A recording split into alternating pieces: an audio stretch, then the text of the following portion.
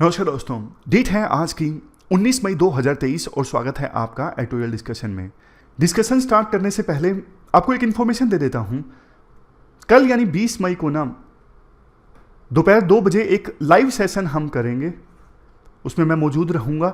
हम डिस्कस करेंगे वो स्टूडेंट्स जो 2023 में अटैम्प्ट ले रहे हैं वो कैसे अपने इस अटैम्प्ट को बेस्ट बना सकते हैं, कैसे प्री में कुछ मार्क्स गेन कर सकते हैं गलतियां ना करके, लास्ट 7-8 दिनों को कैसे मैक्सिमम यूटिलाइज करना है, कौन सी गलतियां नहीं करनी है, ये तमाम तरह की चीज़ें हम डिस्कस करेंगे कल 20 मई को 2 बजे लाइव सेशन में।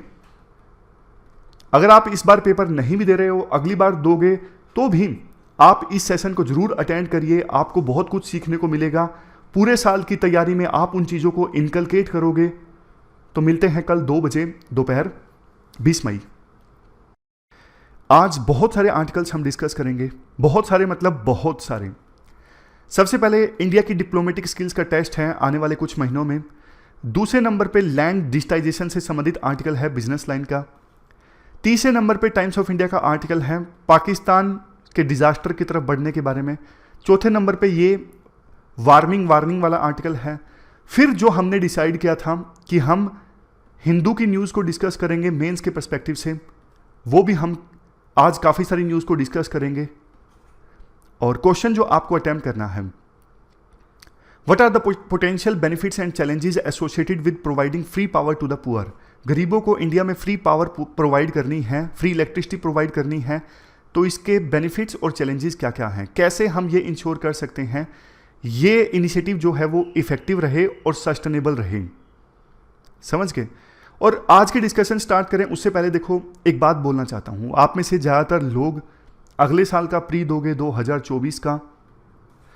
पढ़ने में देखो, ना सिर्फ पढ़ने में बल्कि जीवन में कोई भी काम करते हैं हम जो हमारे कंफर्ट के अगेंस्ट होता है। जैसे हम अभी जॉगिंग कर रहे हैं, रनिंग कर रहे हैं, तो एक लेवल के बाद पेन होने लगता है। पुशअप कर रहे हैं, पढ़ रहे हैं, 2 घंटे लगातार पढ़ लिया, तो एक लेवल के बाद पेन होने लगता है। तो एक रूल है, फेमस रूल है, जब हमारा मन कहे ना कि बस अब और नहीं, बस अब और नहीं। मान लीजिए हम रनिंग कर रहे हैं, 10 मिनट हमने दौड़ा, अंदर से आवाज आती है कि अब और नहीं, रुक जाना चाहिए। तो उस समय देखो हमने ना बॉडी का सिर्फ 40% पोटेंशियल अचीव किया है, अभी भी 60% और पोटेंशियल बाकी है। समझ गए। एग्जाम्पल के तौर पे 4 किलोमीटर मान लीजिए आप चले और आपके मन ने आपको कहा, मन से आवाज आई कि अब रुक जाना चाहिए, पेन हो रहा है। अगर देखो आप अपना मन स्ट्रोंग कर लो ना, तो आपकी बॉडी कम से कम 6 किलोमीटर तक और दौड़ सकती है। यह फेमस रूल है, बहुत सारे एथलीट्स इसको फॉलो करते हैं। क्योंकि देखो एक बात जो कही जाती है ना, सब कुछ हमारे मन के अंदर है। बहुत बड़े जो बोलते हैं ऋषि मुनि हुए, वो अपने पेन को बिल्कुल कंट्रोल कर लेते हैं।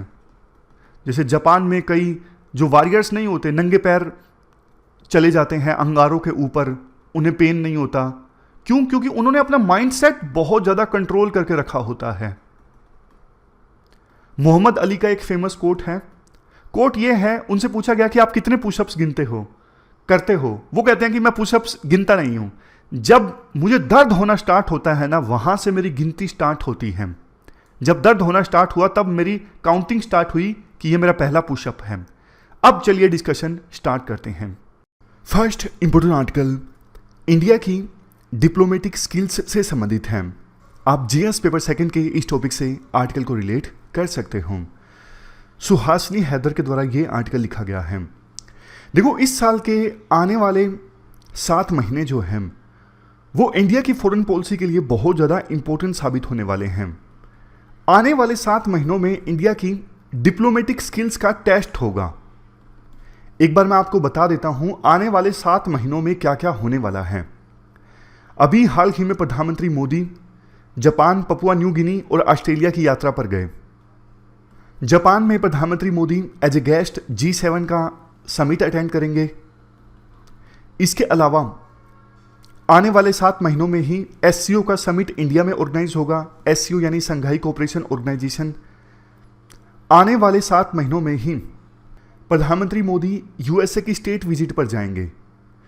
यूएसए की स्टेट विजिट पर जाने का जो सम्मान है, अभी तक सिर्फ देखो हमारे देश से सिर्फ सर्वपल्ली राधाकृष्णन जो राष्ट्रपति थे 1963 में, उनको मिला, और बाद में प्राइम मिनिस्टर मनमोहन सिंह जी को मिला 2009 में।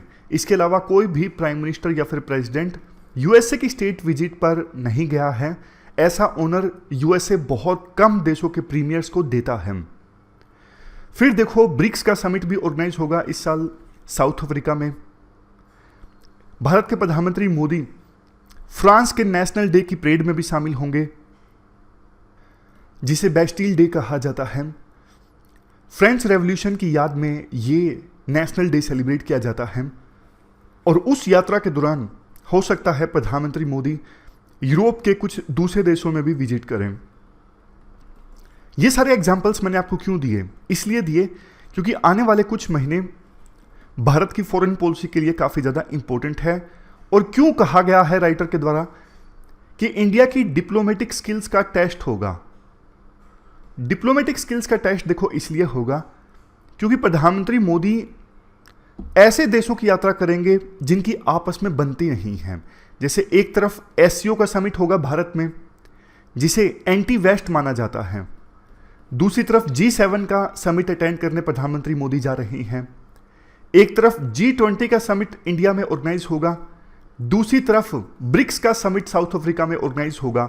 मतलब दो धड़े जो आज के समय में वर्ल्ड में बटे हुए हैं, एक तरफ यूएसए और यूएसए के मित्र देश, दूसरी तरफ रशिया, चाइना और इनके देश, मतलब इनके मित्र देश।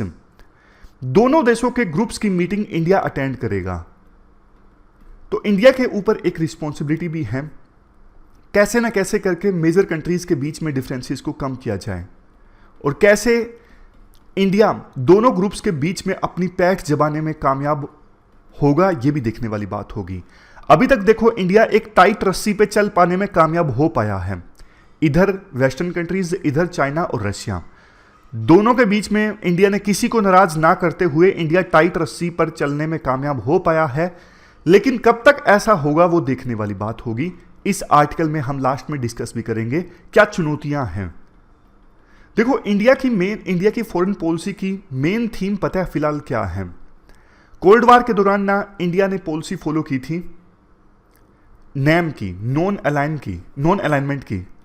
उस समय यह कहा गया था कि इंडिया किसी भी ग्रुप का पार्ट नहीं बनेगा, ना यूएसए के ग्रुप का पार्ट बनेगा, ना ही यूएसएसआर के ग्रुप का पार्ट बनेगा। हालांकि वो बात अलग है, इंडिया के रिश्ते यूएसएसआर के साथ ज़्यादा अच्छे थे। इंडिया नॉन अलाइनमेंट की पॉलिसी फॉलो करते हुए भी यूएसएसआर का ज़्यादा साथी था। इसी के तहत 1971 में यूएसएसआर के साथ फ्रेंडशिप ट्रीटी भी साइन हुई थी, जो सबूत है बेशक इंडिया नैम को फॉलो कर रहा था, नॉन अलाइनमेंट को, लेकिन यूएसएसआर के साथ रिश्ते ज़्यादा अच्छे थे। बट उसके विपरीत आज के समय में इंडिया की फॉरेन पॉलिसी ये है मल्टी अलाइनमेंट की। हम सबके साथ अलाइनमेंट करेंगे, हम सबके दोस्त बनेंगे, हम सबके साथ कोऑपरेट करेंगे, सबके साथ रिश्तों को मजबूत करेंगे। ये इंडिया की आज की पॉलिसी है। तभी तो देखो एक तरफ इंडिया यूएसए के साथ मजबूत रिश्ते चाहता है, कोऑपरेट कर रहा है। इवन नाटो की तरफ से प्रपोजल आया इंडिया को कि आप मेंबर बन जाइए। दूसरी तरफ डॉलर के अगेंस्ट वर्ल्ड में कोई अल्टरनेटिव पेमेंट मैकेनिज्म होना चाहिए। इसको लेके ब्रिक्स की मीटिंग होगी, उसमें भी इंडिया पार्टिसिपेट करेगा। जहां एक तरफ G7 के समिट में रशिया को कंडेम किया जाएगा, रशिया के खिलाफ सैंक्शंस लगाने की बात हो सकती है। दूसरी तरफ इंडिया ने रशिया के साथ अपने रिश्ते ठीक रखे हैं। समझ गए? मल्टी अलाइनमेंट अभी आज के समय में इंडिया कर रहा है। इंडिया सभी देशों के साथ बना के चलना चाहता है। ये देखो मल्टी डायरेक्शनल एंगेजमेंट, ये आज के समय में इंडिया की पॉलिसी है। और इसके बाद देखो राइटर एक इंपॉर्टेंट बात बोलते हैं, सिर्फ इंडिया ऐसा देश नहीं है, और भी काफी सारे देश हैं जैसे Saudi Arabia, UAE, Turkey, Israel. ये भी वो देश हैं जिन्होंने यूक्रेन इशू पर रशिया के ऊपर जो सैंक्शंस लगे हैं ना, उनको ज्वाइन नहीं किया, लेकिन इसके साथ साथ उन्होंने वेस्टर्न कंट्रीज के साथ अच्छे रिश्ते मेंटेन रखे हैं। मतलब समझ गए? वेस्टर्न कंट्रीज की बात नहीं मानी इन देशों ने भी, रशिया के ऊपर सैंक्शंस नहीं माने, बावजूद इसके इन देशों ने, यूएई ने, सऊदी अरेबिया ने, टर्की ने, इजराइल ने वेस्टर्न कंट्रीज के साथ अच्छे रिश्ते मेंटेन किए हैं। उसी प्रकार से इंडिया ने भी यूक्रेन इश्यू पर वेस्टर्न कंट्रीज के साथ नहीं दिया, लेकिन वेस्टर्न कंट्रीज के साथ रिश्ते फिर भी अच्छे मेंटेन करके रखे हैं। और देखो, ये इंडिया की जो स्ट्रेटेजिक ऑटोनॉमी की पॉलिसी है ना, कि हम हमारी फॉरेन पॉलिसी अपने हिसाब से डिसाइड करेंगे, ना कि यूएसए या फिर किसी और देश के दबाव में आके। मतलब हम तय करेंगे कि हमें किस देश के ऊपर सैंक्शंस को ज्वाइन करना है या फिर नहीं करना है। इंडिया की ये पॉलिसी सफल भी साबित हुई है। आप देख लीजिए, इवन यूएसए के जो मित्र देश हैं ना, यूएसए के जो पार्टनर्स हैं, फॉर एग्जांपल फ्रांस, वो भी अब स्ट्रेटेजिक ऑटोनॉमी की बात करने लगे हैं। वो भी कहने लगे हैं हम हमारी फॉरेन पॉलिसी डिसाइड करेंगे, खुद से यूएसए के कहने पर नहीं चलेंगे। जैसे फ्रांस के राष्ट्रपति मैक्रोन अभी हाल ही में बीजिंग की यात्रा पर गए थे। इससे पता लगा इवन वेस्टर्न कंट्रीज का जो अलायंस है ना, उसमें भी टूट सामने आ रही है, उसमें भी फ्रैक्चर्स सामने आ रही हैं। ये देश भी अब अपनी फॉरेन पॉलिसी इंडिपेंडेंट चाहते हैं। अब लास्ट में राइटर कहती हैं, देखो अभी तक तो इंडिया ने बैलेंस इस्टेब्लिश करके रखा है वेस्टर्न कंट्रीज और रशिया, चाइना, इन देशों के बीच में, लेकिन कुछ इवेंट्स ऐसी हो सकती हैं कि जब इंडिया को एक साइड लेनी पड़े, मजबूर होना पड़ेगा कोई साइड लेने के लिए। जैसे देखो, यूक्रेन एकदम से मान लीजिए युद्ध जीत जाता है, या फिर चाइना एलएसी पर और एग्रेसिव हो जाता है, फिर इंडिया को यूएस की साइड लेनी ही पड़ेगी अपने इंटरेस्ट बचाने के लिए, क्योंकि यूएसए उस समय इंडिया को हेल्प कर सकता है, रशिया नहीं करेगा। रशिया चाइना के दबाव में आ जाएगा अगर चाइना इंडिया के ऊपर हेल्प अटैक करता है। तो अगर चाइना के कहने पर रशिया ने इंडिया को हथियार देना बंद कर दिया, पुराने जो हथियार खरीद रखे हैं उनको सर्विस देनी बंद कर दी, फिर इंडिया क्या करेगा? रशिया की तरफ जाकर फिर इंडिया को एक साइड लेनी ही पड़ेगी। वो साइड होगी यूएसए की, यूएसए के पार्टनर कंट्रीज की। इवन ऐसा भी हो सकता है कि आगे जाके यूएसए और यूरोपियन कंट्रीज इंडिया को बोल दें साफ साफ, भाई कि भैया एक साइड चुन लो, या तो आप हमारी साइड आ जाओ या फिर उनकी साइड चले जाओ। तब भी इंडिया को एक साइड चुननी ही होगी, और वो साइड शायद होगी यूएसए और यूरोपियन कंट्रीज की। इवन और भी प्रेशर बना सकते हैं यूएसए और यूएसए के यूरोपियन कंट्रीज। जैसे यूएसए का एक एक्ट है, कार्सा एक्ट। इस एक्ट के अनुसार अगर कोई देश हमारे एनिमी कंट्रीज के साथ कोऑपरेट करता है तो हम उसके ऊपर भी सैंक्शंस लगा सकते हैं। तो रशिया जो है वो यूएसए का एनिमी कंट्री है, दुश्मन देश है, और रशिया से India S-400 missile defence system purchase कर रहा है। तो अभी तक तो यूएसए ने कार्सा एक्ट के तहत इंडिया के ऊपर कोई सैंक्शंस नहीं लगाए हैं, लेकिन फ्यूचर में यूएसए इस एक्ट का यूज कर सकता है, तब जाके इंडिया के लिए दिक्कत आ जाएगी। मतलब राइटर के कहने का यह है, अभी तक तो इंडिया ने एक टाइट रस्सी पे चल पाने में कामयाब हो पाया है, यानी इंडिया ने अच्छा बैलेंस इस्टेब्लिश किया है, सभी के साथ रिश्ते मेंटेन करने में इंडिया कामयाब हो पाया है, मल्टी अलाइनमेंट इंडिया ने की है। बट ये कुछ ऐसी इवेंट्स हैं जिनका जिक्र राइटर ने किया कि ऐसी इवेंट्स की सूरत में इंडिया को बैलेंस इस्टेब्लिश करना छोड़ना पड़ेगा और एक साइड इंडिया को लेनी पड़ेगी, तब इंडिया मल्टी एंगेजमेंट में कामयाब नहीं हो पाएगा। तो ये पूरा आर्टिकल हमने डिस्कस किया। अब चलते हैं आगे। इसके बाद नेक्स्ट आर्टिकल लैंड रिकॉर्ड्स के डिजिटाइजेशन से संबंधित है। आप जीएस पेपर 3 के इस टॉपिक से आर्टिकल को रिलेट कर सकते हो। बिजनेस लाइन का ये आर्टिकल है, अच्छा आर्टिकल है। इंट्रोडक्शन में कहा जाता है, लैंड देखो एक बहुत ही ज़्यादा बहुमूल्य संसाधन है किसी भी देश के लिए, और इंडिया जैसा देश जिसमें 50% आबादी तो खेती में लगी हुई है, एग्रीकल्चर में इन्वॉल्व है, तो इंडिया में लैंड की इंपॉर्टेंस और भी ज़्यादा बढ़ जाती है। पॉपुलेशन भी इंडिया की काफ़ी ज़्यादा है। इस वजह से लैंड रिकॉर्ड को, मतलब कौन सी ज़मीन किसके नाम पे है, कौन से ज़मीन के टुकड़े का मालिकाना हक किसके नाम पे है, ये जो लैंड रिकॉर्ड मैनेजमेंट सिस्टम है ना, इसका हमारे देश में मॉडर्न, इंक्लूसिव और ट्रांसपेरेंट होना ज़रूरी है।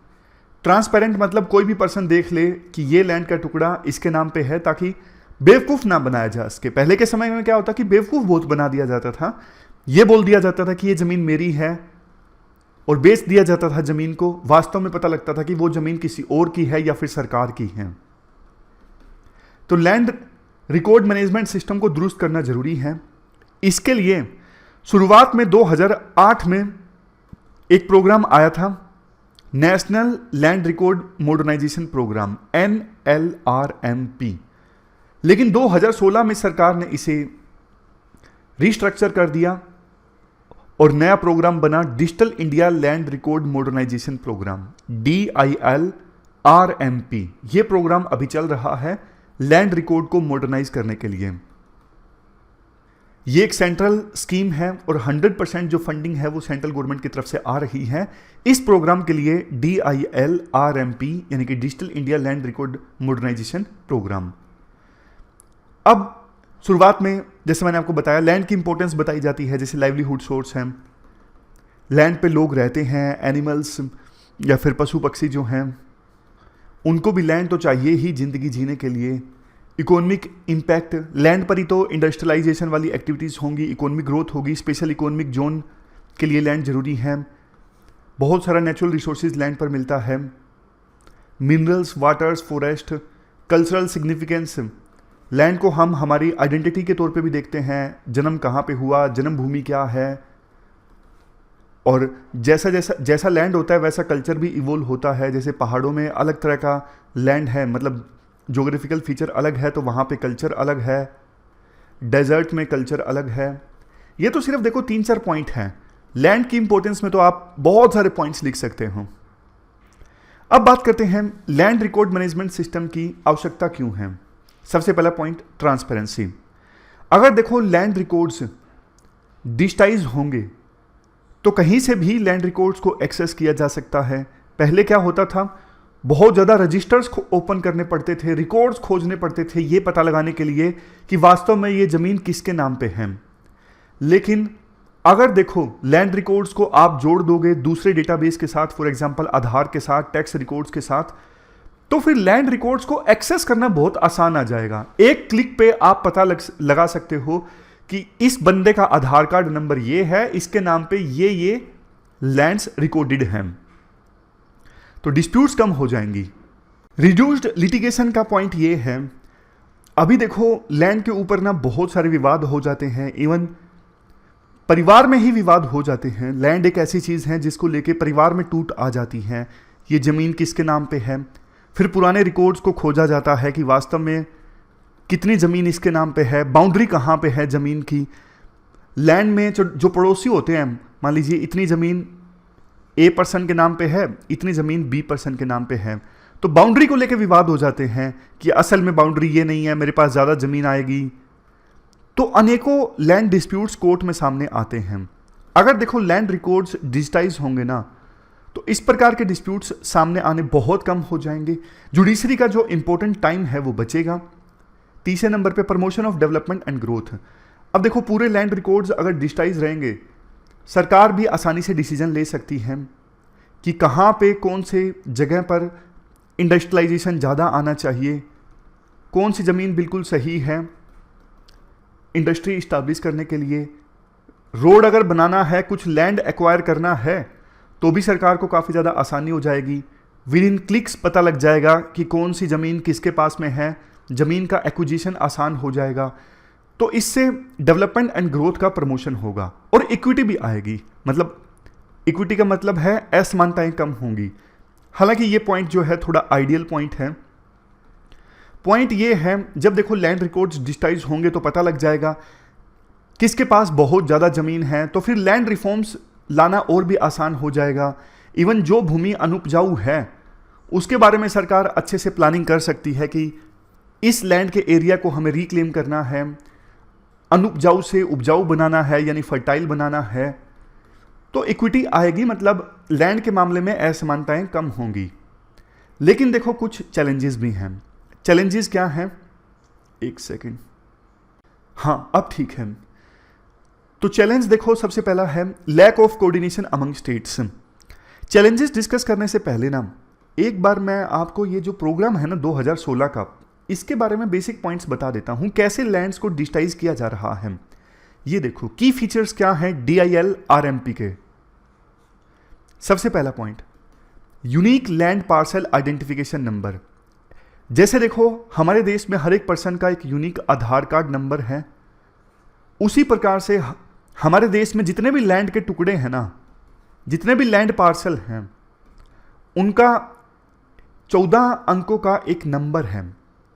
आप कह सकते हो लैंड के टुकड़े का आधार नंबर है ULPIN, unique land parcel identification number. इस नंबर की सहायता से पता लग जाएगा लैंड कहाँ का है, उसके कोऑर्डिनेट्स क्या हैं, मतलब बिल्कुल पिन पॉइंट किया जा सकता है ULIP की सहायता से कि ये लैंड एग्जैक्टली स्पेसिफिकली कहाँ पे मौजूद है, बिल्कुल कोऑर्डिनेट्स के साथ में। नेक्स्ट पॉइंट है national generic document registration system, NGDRS। पहले एक प्रॉब्लम ये हुआ करती थी, जैसे हरियाणा में लैंड का रजिस्ट्रेशन अलग तरीके से होता है, पंजाब में अलग तरीके से होता है, डॉक्यूमेंट में अलग अलग चीज़ों की आवश्यकता होती है, केरला में अलग ढंग से। लेकिन इस प्रोग्राम का एक फीचर ये है कि लैंड का अगर रजिस्ट्रेशन करवाना है किसी को भी, पूरा स्टैंडर्डाइज हो जाएगा फॉर्मेट का स्टैंडर्डाइज होना मतलब जैसे पहले पेज पे लैंड की इंफॉर्मेशन होगी, दूसरे पेज पे बेच कौन रहा है, तीसरे पेज पे खरीद कौन रहा है, सबके आधार कार्ड, पैन कार्ड, मतलब इस प्रकार से पूरा जो लैंड रजिस्ट्रेशन का सिस्टम है वो स्टैंडर्डाइज हो जाएगा। नेक्स्ट, 22 भाषाओं में, 8वें शेड्यूल में जो 22 भाषाएं आती है ना, उनमें लैंड रजिस्ट्रेशन का डॉक्यूमेंट जो है ना उसे ट्रांसलेट किया जा सकता है। ऐसा प्रोग्राम का फीचर है DIL RMP का। सबसे लास्ट में इनहेंस्ड सर्विसेज। ये प्रोग्राम जो है और भी काफ़ी सारी सर्विसेज प्रोवाइड करता है, जैसे caste income domicile certificate issue करना, online access to crop profile, crop insurance, e linkage to credit facilities. ये सारी एक्सटेंडेड सर्विसेज भी DIL RMP प्रोग्राम के तहत एक्सेस की जा सकती हैं। अब एक बार आते हैं चैलेंजेस की तरफ। पहला चैलेंज ये है, प्रोग्राम तो अच्छा है लेकिन विभिन्न स्टेट्स अभी भी आपस में कोऑपरेट नहीं कर रहे हैं। Next, insufficient resource and capacity. Program सरकार ने चला दिया, सेंट्रल गवर्नमेंट ने रिसोर्सेज इतने ज़्यादा एलोकेट नहीं किए हैं, स्टाफ की दिक्कत है, इक्विपमेंट्स की दिक्कत है, इंफ्रास्ट्रक्चर की दिक्कत है अलग अलग लेवल्स पे। नेक्स्ट, अवेयरनेस नहीं है अभी इस प्रोग्राम के बारे में। इस प्रोग्राम को सफल बनाना है तो अवेयरनेस होनी चाहिए लैंड के मालिकों में, बायर्स में, जो बिचौलिए हैं, प्रॉपर्टी डीलर्स हैं, उनमें हर एक लेवल पे अवेयरनेस आएगी, तभी जो ये प्रोग्राम है वो सफल साबित होगा। अब बारी आती है क्या करना चाहिए। सबसे पहले अलग अलग राज्यों में जो लैंड लॉज या पॉलिसीज हैं उनको सेम बनाओ। अभी दिक्कत एक ये भी है, अलग अलग राज्यों में लैंड की पॉलिसीज अलग अलग हैं, लैंड के कानून अलग अलग हैं, क्योंकि लैंड एक स्टेट सब्जेक्ट है।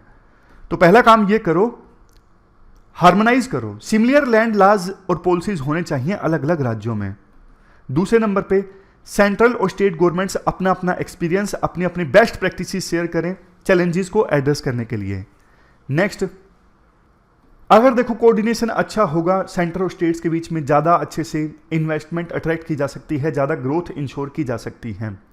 ट्रांसपेरेंसी और अकाउंटेबिलिटी कैसे इंश्योर की जाए, स्ट्रिक्ट एक्शन लिया जाए उन लोगों के अगेंस्ट जो सिस्टम को मैनिपुलेट करते हैं, ग्रीवेंस रेड्रेसल मैकेनिज्म होना चाहिए, रिसोर्स कैसे मोबिलाइज किए जा सकते हैं, प्राइवेट सेक्टर की हेल्प ली जा सकती है पब्लिक प्राइवेट पार्टनरशिप के तहत, अवेयरनेस फैलाई जाए, मार्जिनल सेक्शंस ऑफ सोसाइटी जो हैं उनको बताया जाए इस प्रोग्राम के बारे में, सरकार एक्टिवली इन्वॉल्व हो, जिन लोगों के कंसर्न्स हैं उनको एड्रेस करने के लिए सेंसिटाइजेशन प्रोग्राम चलाए जाएं।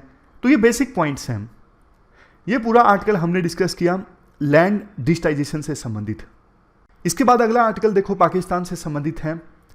पाकिस्तान डिजास्टर की तरफ आगे बढ़ रहा है। अभी क्या सिचुएशन है देखो पाकिस्तान में ना, अभी मैं आपको बताऊं, इमरान खान जो पूर्व प्रधानमंत्री हैं उनकी पॉपुलैरिटी काफ़ी ज़्यादा है।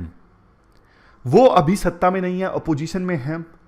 वो चाहते हैं जल्द से जल्द इलेक्शंस कंडक्ट करवाएं सरकार, लेकिन सरकार जो कि एक अलायंस है काफ़ी सारी पार्टीज़ का, PDM, वो इलेक्शन करवाने को तैयार नहीं है। वहाँ पे ना टकराव देखने को मिल रहा है बहुत ज़्यादा।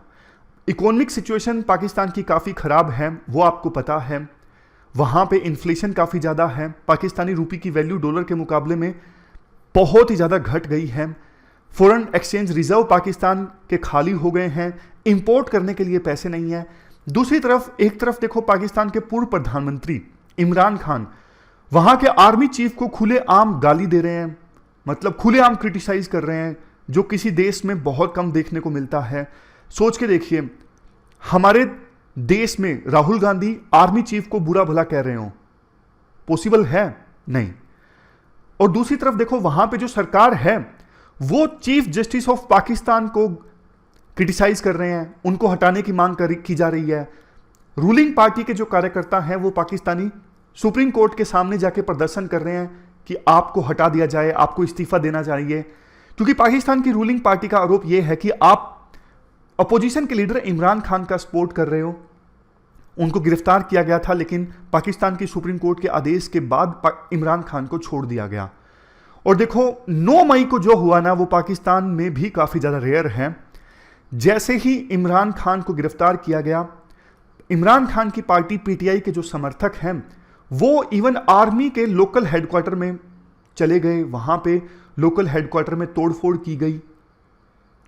ये पाकिस्तान की हिस्ट्री में भी काफी ज्यादा रेयर है। अब देखो जो कुछ हुआ ना, मतलब आर्मी के हेडक्वार्टर में जाके तोड़फोड़ की गई, आग लगाई गई 9 मई को। अब पाकिस्तान की सरकार उस घटना का इस्तेमाल कर रही है इमरान खान की पार्टी के वर्कर्स को गिरफ्तार करने के लिए। इमरान खान की पार्टी के हजारों वर्कर्स गिरफ्तार किए जा चुके हैं, लीडर्स गिरफ्तार किए जा चुके हैं, और उन पर मुकदमा चल रहा है आर्मी एक्ट और सीक्रेट सर्विस एक्ट के अनुसार, जो कि रेयर है। क्योंकि देखो वायलेंस उन्होंने किया था, लेकिन ये सिविलियन गवर्नमेंट को हैंडल करना चाहिए था। आर्मी एक्ट के अनुसार मुकदमा चलना, देखो ऐसा लग रहा है कि पाकिस्तान में ना आर्मी एक बार फिर से सत्ता संभाल सकती है। इमरान खान अगर सत्ता में आ भी गए तो मतलब पाकिस्तान का क्या होगा, सोच के देखिए। इमरान खान की पॉपुलैरिटी अभी आज के समय में इतनी ज्यादा है, अगर वो सत्ता में आ गए तो फासिज्म का खतरा पैदा हो जाएगा। उनके हाथों में पावर्स बहुत ज्यादा सेंट्रलाइज हो जाएंगी। फिर पाकिस्तान की आर्मी का क्या होगा, जिसकी अभी तक पाकिस्तान में बहुत ज्यादा रिस्पेक्ट थी। और इमरान खान अगर सत्ता में आ गए, वो तो देखो यूएसए के खिलाफ बहुत ज्यादा बोलते हैं, इंडिया के खिलाफ उनके व्यूज एक्सट्रीम हैं। तो पाकिस्तान अभी तक जो यूएसए के रहमो करम पर चल रहा था, क्योंकि बहुत ज्यादा एड यूएसए से मिल रही थी, अगर इमरान खान आ गए तो वो सारी एड बंद हो जाएगी। और अगर वो सत्ता में नहीं आए तो फिर अभी जैसे एक विवाद चल रहा है, या तो पाकिस्तान के पूर्व प्रधानमंत्री इमरान खान को गिरफ्तार कर लिया जाएगा, लंबे सालों के लिए जेल कर दिया जाएगा, या फिर मिलिट्री सत्ता में आएगी। मतलब किसी भी डायरेक्शन में आप देख लीजिए, पाकिस्तान के लिए हालात जो हैं वो सही नहीं हैं। और इसके लिए देखो पाकिस्तान खुद ही जिम्मेदार है। पाकिस्तान की नीतियां ऐसी रही पास्ट में कि पोलराइजेशन आज के समय में काफी ज्यादा हो गया है पाकिस्तान में। लोग बट गए हैं, कोर्ट बट गए हैं, आर्मी बट गई है, हर जगह बंटवारा है, पोलराइजेशन है। कुछ लोग इमरान खान की साइड हैं, कुछ लोग इमरान खान के खिलाफ हैं। हमें देखो पाकिस्तान से सीखना चाहिए क्या ना किया जाए। पाकिस्तान एक ज्वलंत उदाहरण है किस प्रकार से देश ना चलाया जाए। तो ये पूरा आर्टिकल हमने पाकिस्तान से रिलेटेड डिस्कस किया। चलते हैं आगे। इसके बाद जो नेक्स्ट आर्टिकल है वो वार्निंग से संबंधित है। आप जीएस पेपर 3 के इस टॉपिक से आर्टिकल को रिलेट कर सकते हो। क्या कंटेस्ट है? वर्ल्ड मेट्रोलॉजिकल ऑर्गेनाइजेशन ने हाल ही में एक एनुअल अपडेट किया कि आने वाले 10 सालों में टेम्परेचर किस प्रकार से रह सकता है। अपडेट काफ़ी ज़्यादा दुखद है। अपडेट में यह कहा गया कि 2023 से लेकर 2027 के बीच हर साल जो टेम्परेचर है वो अर्थ का जो एवरेज टेम्परेचर था ना 1850 से लेकर 1900 के बीच में, उस समय के एवरेज टेम्परेचर से 1.1 डिग्री सेल्सियस से लेकर 1.8 डिग्री सेल्सियस के बीच में टेम्परेचर ज़्यादा रहेगा 2023 से लेकर 27 के बीच में। अगर 1850 से लेकर 1900 के बीच में टेम्परेचर 30 डिग्री सेल्सियस था मान लीजिए एग्जाम्पल के तौर पे, तो 2023 से 27 के बीच में रहेगा 31.1 से लेके 31.8 डिग्री सेल्सियस के बीच में। यानी उस समय के एवरेज से 1.1 डिग्री सेल्सियस से लेके 1.8 डिग्री सेल्सियस के बीच में ज़्यादा। और देखो 66% चांसेस ऐसे हैं जो ग्लोबल नियर सरफेस टेम्परेचर है वो 2027 या फिर इससे पहले अर्थ के एवरेज टेम्परेचर से 1.5 डिग्री सेल्सियस ज़्यादा रहेगा। अक्सर ये बात की जाती थी कि 1.5 डिग्री सेल्सियस से ज़्यादा ना बढ़ने दिया जाए, तुरंत एक्शन लिया जाए, लेकिन अब ये बढ़ जाएगा और इसके डिजास्टर बहुत ज़्यादा गहरे होंगे, मतलब गंभीर परिणाम पूरे वर्ल्ड को भुगतने पड़ेंगे। अब देखो दूसरा थ्रेशोल्ड है, अगर त्वरित एक्शन ना लिया गया, इमीडिएट एक्शन ना लिया गया, तो अर्थ का जो एवरेज टेम्परेचर है इस सेंचुरी के अंत तक, इस 2100 के आते आते 2 डिग्री सेल्सियस से ज़्यादा बढ़ जाएगा। किसी भी कीमत पे ये नहीं होने देना है। इस वजह से बहुत सारे देशों ने नेट जीरो कार्बन स्टेटस का टारगेट भी रखा है। इवन इंडिया ने 2070 का टारगेट रखा है। अब देखो इन टारगेट्स को किसी भी हाल में अचीव करना है, अदरवाइज बहुत कुछ तबाह हो जाएगा इस वर्ल्ड में। तो ये पूरा आर्टिकल हमने डिस्कस किया। अब चलते हैं आगे।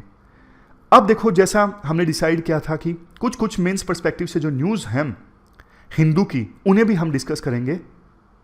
न्यूज़ देखो पॉलिटिकल है, Congress promises free power if elected in Madhya Pradesh. News political है बट इशू पॉलिटिकल नहीं है। क्या फ्री पावर देनी चाहिए? पक्ष में विपक्ष में दोनों तरह के आर्गुमेंट्स हैं। गरीबों को फ्री पावर दी जाए, इसके पक्ष में आर्गुमेंट्स इस प्रकार से हैं, गरीबी कम होती है, इक्विटी आती है, यानी जो इनकम की इनइक्वालिटीज़ हैं वो कम होती हैं, गरीबी कम होती है, इनकम में इनइक्वालिटीज़ कम होती हैं। अगर इलेक्ट्रिसिटी फ्री दी जाएगी तो गरीब लोगों के पास में जो पैसा है, जितना भी वो कमाते हैं, कम कमाते हैं, उसका इस्तेमाल वो दूसरे पर्पजेज़ के लिए कर सकते हैं। जैसे कि देखो एजुकेशन के लिए, हेल्थ के लिए, और देखो ह्यूमन राइट्स के लिए भी इंपॉर्टेंट है। कुछ लोग फ्री इलेक्ट्रिसिटी को, मतलब इलेक्ट्रिसिटी को एक्सेस नहीं कर पाते, तो फ्री इलेक्ट्रिसिटी अगर मिलती है तो उनका ह्यूमन राइट फुलफिल होता है। यूनिवर्सल इनकम की तरफ एक प्रकार से इनडायरेक्टली हम आगे बढ़ रहे हैं, फ्री इलेक्ट्रिसिटी देकर गरीब लोगों को। अब विपक्ष में क्या आर्गुमेंट्स हैं? पहली बात, फ्री में कोई चीज़ दी जाती है तो फिर उसकी कदर नहीं होती, वेस्टेज काफ़ी ज़्यादा होती है, वेस्टेज का पॉइंट है। दूसरा, स्टेट के ऊपर बर्डन काफ़ी ज़्यादा बढ़ जाता है, हर चीज़ फिर जनता फ्री मांगने लगती है। लेकिन लॉन्ग टर्म में ये सस्टेनेबल नहीं है, क्योंकि टैक्स वैसे ही हमारे देश में बहुत कम लोग देते हैं। तीसरा पॉइंट, लीकेज काफ़ी ज़्यादा होता है। लीकेज मतलब कुछ लोग डिजर्विंग नहीं है फिर भी फ्री इलेक्ट्रिसिटी ले लेते हैं, गरीब नहीं है फिर भी अपने आप को गरीब के तौर पे रिप्रेजेंट करते हैं। 4, इलेक्शंस में देखो इस प्रकार की पॉपुलिस्ट पॉलिसी फॉलो की जाती है ना, ये डेमोक्रेसी के अगेंस्ट है। मतलब फ्री में बांट के इलेक्शंस जीतना, बाद में स्टेट को कर्ज लेना पड़ता है और सही इश्यूज पे बात नहीं हो पाती जिन पे होनी चाहिए। समझ गए? फ्री के नाम पे इलेक्शन जीत जाना गलत है। तो ये पूरा आर्टिकल हमने डिस्कस किया। अब आगे चलते हैं। तमिलनाडु से संबंधित एक सुप्रीम कोर्ट का जजमेंट आया है। देखो सुप्रीम कोर्ट ने ना 2014 के आसपास ना जल्लीकट्टू को, जो एक गेम है जिसमें बुल्स को टेम किया जाता है, सांड को कंट्रोल किया जाता है, इस गेम पर बैन लगा दिया था सुप्रीम कोर्ट ने 2014 में। लेकिन तमिलनाडु के कल्चर से जुड़ा ये गेम है, तो तमिलनाडु के असेंबली ने सुप्रीम कोर्ट के फैसले को नलीफाई कर दिया था। बाद में फिर से मामला कोर्ट में पहुंचा। सुप्रीम कोर्ट में उसके बाद ये बोला गया कि तमिलनाडु असेंबली ने जो कुछ किया है वो गलत है, तमिलनाडु की असेंबली ऐसा नहीं कर सकती। तो अब जाके उस पर फिर से फैसला आया है। सुप्रीम कोर्ट ने कहा था तमिलनाडु की असेंबली ने जो कानून अमेंड किया था और सुप्रीम कोर्ट की जजमेंट को नलीफाई किया था वो ठीक था, उसमें कुछ गलत नहीं है। ये सुप्रीम कोर्ट का फैसला आया है। अब देखो सीधी सी बात बताता हूँ आपको, प्रैक्टिकल। सुप्रीम कोर्ट ने बैन तो लगा दिया था जल्लीकट्टू को, लेकिन सुप्रीम कोर्ट को यह नहीं पता था कि जल्लीकट्टू को लेके इतना ज़्यादा अफेक्शन है तमिलनाडु में। तमिलनाडु में लोग सड़कों पर आ गए थे, मतलब इतना भारी विरोध। जब इतना ज़्यादा विरोध होता है ना तो सुप्रीम कोर्ट भी कुछ नहीं कर सकता, क्योंकि तमिलनाडु में ऐसी भी आवाज़ें उठना स्टार्ट हो गई थी कि दिल्ली में बैठे लोग कुछ भी करते हैं, हमारे कल्चर को नहीं समझते। मतलब जो चीज़ देखो देश के अगेंस्ट जाती है, क्योंकि तमिलनाडु के लोगों में ऐसी भावनाएं आ रही थी कि हमारे स्टेट के साथ अन्याय हो रहा है। फिर सुप्रीम कोर्ट भी कुछ नहीं कर पाता। तो सुप्रीम कोर्ट ने अब फाइनली बोल दिया है कि तमिलनाडु के असेंबली ने जो कानून को अमेंड किया था जल्लीकट्टू बैन को हटाने के लिए, वो सही था। जल्लीकट्टू के पक्ष में दोनों तरह की स्टेटमेंट दी जाती हैं। जल्लीकट्टू पे बैन क्यों लगना चाहिए, एनिमल्स को नुकसान पहुंचता है, और बैन क्यों नहीं लगना चाहिए, उसमें भी यही पॉइंट्स आते हैं। कम से कम जल्लीकट्टू के लिए जो बुल्स यूज़ होते हैं उनको संभाल के रखा जाता है, स्पोर्ट एक्टिविटी है, कल्चर बना रहे, ये हम चाहते हैं आने वाली जनरेशंस के लिए। दोनों तरह के पॉइंट्स हैं। अब आगे चलते हैं। ई मलखान फैसिलिटी, ये क्या है? मलखाना पता क्या होता है? जैसे देखो, पुलिस बहुत सारे आइटम्स सीज करती है, जब्त करती है। कोई प्रॉपर्टी चुराई गई थी, जैसे बाइक वगैरह है, पुलिस ने उसको रिकवर कर लिया, लेकिन अभी पता नहीं है असली ओनर कौन है। ऐसी सारी चीज़ें, पुलिस ने कोई एविडेंस इकट्ठा किया है या फिर सीज्ड प्रॉपर्टी, उनको जहां पे स्टोर करके रखा जाता है ना, उसको मलखाना बोलते हैं। और ई मलखाना मतलब ऐसी सारी प्रॉपर्टी की जो डिटेल्स हैं वो डिजिटाइज की जाएंगी। जैसे लैंड रिकॉर्ड्स के समय हमने डिस्कस किया था, सारी डिटेल्स जो हैं वो ऑनलाइन मिल जाएगी। इससे एफिशिएंसी बढ़ेगी, पता लग जाएगा कौन सी प्रॉपर्टी कहाँ पे किस पुलिस स्टेशन में मौजूद है, कितनी क्वांटिटी में मौजूद है, क्या क्वालिटी है, सब कुछ ऑनलाइन एक्सेस किया जा सकेगा इस ई मलखाना फैसिलिटी के तहत। इसके बाद एक न्यूज़ जिसने मेरा ध्यान अट्रैक्ट किया वो है Jharkhand single teacher school. Jharkhand में देखो टोटल 35,000 के आसपास स्कूल हैं, और 35,000 में से 7,000 स्कूल तो ऐसे हैं जहां पे सिंगल टीचर है, एक ही टीचर। सिंगल टीचर के लिए कितनी चुनौतियां आती हैं, इंटरव्यू है इसमें बताया गया है। एक ही टीचर सारे काम करता है, स्कूल खोलने से लेके, मतलब पहली से लेके 6th क्लास के बीच में सभी क्लासेस को मैनेज करना। टीचर कैसे मैनेज करता है? एडमिनिस्ट्रेटिव वर्क भी करता है, सारे काम टीचर ही करता है, मिड डे मील भी, वो भी एक ही टीचर। तो देखो ऐसी सिचुएशन में कैसी पढ़ाई होगी आप बताइए।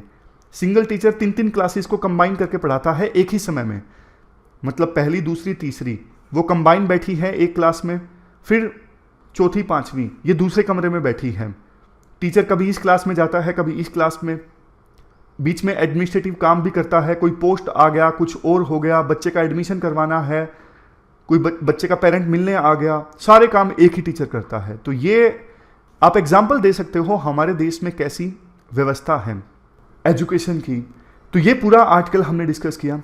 तो इस प्रकार से देखो हमारी आज के डिस्कशन में इतना ही है। आज हमने काफ़ी सारे इश्यूज़ को डिस्कस किया, और thank you very much for discussion.